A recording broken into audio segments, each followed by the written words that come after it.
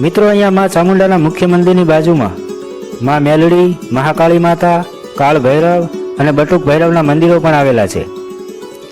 મિત્રો, એવી માન્યતા છે કે માં ચામુંડાના દર્શનની સાથે સાથે કાળ ભૈરવ અને બટુક ભૈરવના દર્શન પણ અવશ્ય કરવા જોઈએ.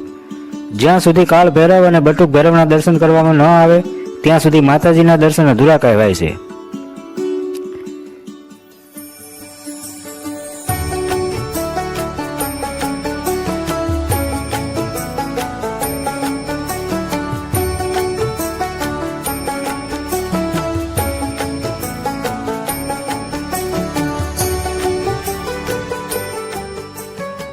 મિત્રો, અહીંયા મુખ્ય મંદિરની નીચે ભોયરામાં ગુપ્તેશ્વર મહાદેવ, સ્વયંભૂ દેવી, સંતોષી માતા અને 7 બહેનો આવડ, જોગડ, તોગડ, બીજબાઈ, હોલબાઈ, સાંસાઈ અને જાનબાઈ માતાના મંદિર પણ આવેલા છે.